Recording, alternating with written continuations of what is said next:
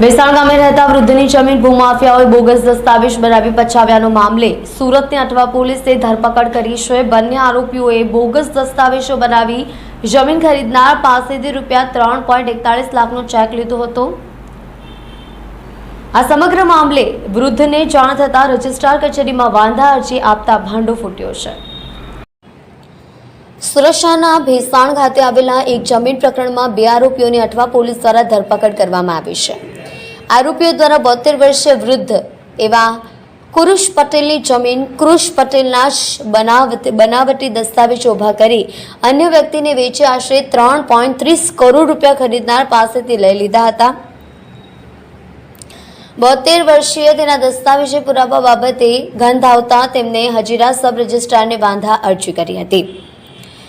આરોપીઓ હજીરા સબ રજિસ્ટ્રારની કચેરી પહોંચતા 72 વર્ષીય વૃદ્ધ કુરુશ પટેલને જાણ કરાઈ હતી। વાંધા અરજી કરનાર વ્યક્તિ પણ ત્યાં પહોંચી જતા સમગ્ર ભાંડો થયો હતો। તાત્કાલિક અટવા પોલીસ સ્ટેશનને જાણ કરી આ બંને આરોપીઓને અટવા पुलिसના हवाले कराया था।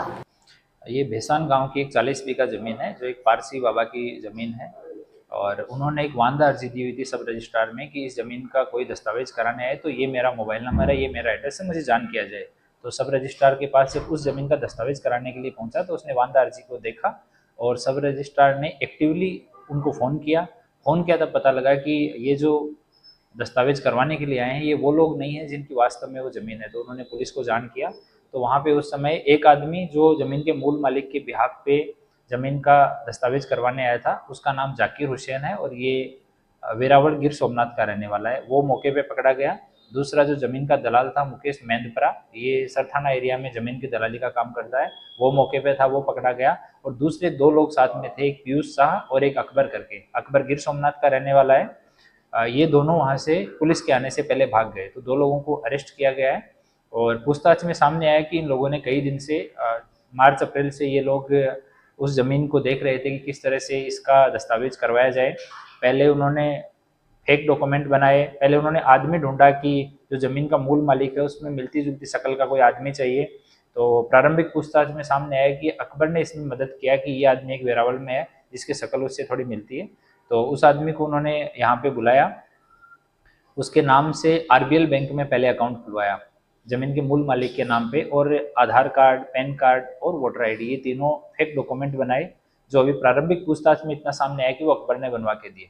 पहले खाता उन्होंने RBL में खुलवाया, वो अकाउंट खुलवा के उन्होंने सूरत में ही ज़मीन एक दूसरी पार्टी को बेची थी, उनसे पेमेंट भी ले लिया था पर किसी कारण से वो सौदा कैंसिल हो गया। तो बाद में वो पैसा इन लोगों ने वापस कर दिया और अभी एक दूसरी पार्टी के साथ बात की और दूसरा अकाउंट खुलवाया उसके लिए एक्सिस बैंक में। तो 2 बैंकों में फोर्ज डॉक्यूमेंट के आधार पर उन्होंने अकाउंट खुलवाया और अभी करीब 3 करोड़ से ज़्यादा का अमाउंट 3.41 लाख रुपए के आसपास वो पार्टी से उन्होंने अपने अकाउंट में रिसीव भी कर लिया। उसके बाद वो दस्तावेज 14 बीघा ज़मीन का अभी दस्तावेज कराने जा रहे थे। तो सब रजिस्ट्रार के यहाँ पहुँचे तो सब रजिस्ट्रार की तत्परता से ये मामला पुलिस के पास पहुँचा और अभी इसमें इन्वेस्टिगेशन चल रहा है।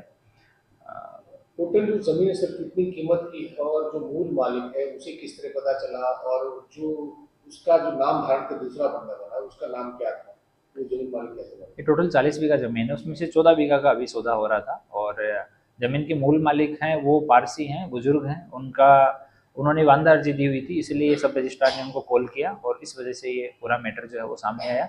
अभी दूसरे और पहलुओं की हम जांच कर रहे हैं कि बैंक अकाउंट खुलवाने में उसमें पैसा डिपॉजिट करने में किसी आदमी की भूमिका है या नेग्लिजेंस की वजह से हुआ है या किसी का इंटेंशनल था, इसकी भी जाँच कर रहे हैं। और वहाँ से इसको लाने में जाकिर को या ये फर्जी डॉक्यूमेंट बनवाने में और कोई लोग अगर उनकी भी संलिप्तता है तो उनकी भी हम तपाश कर रहे हैं। जमीन के मूल मालिक के जो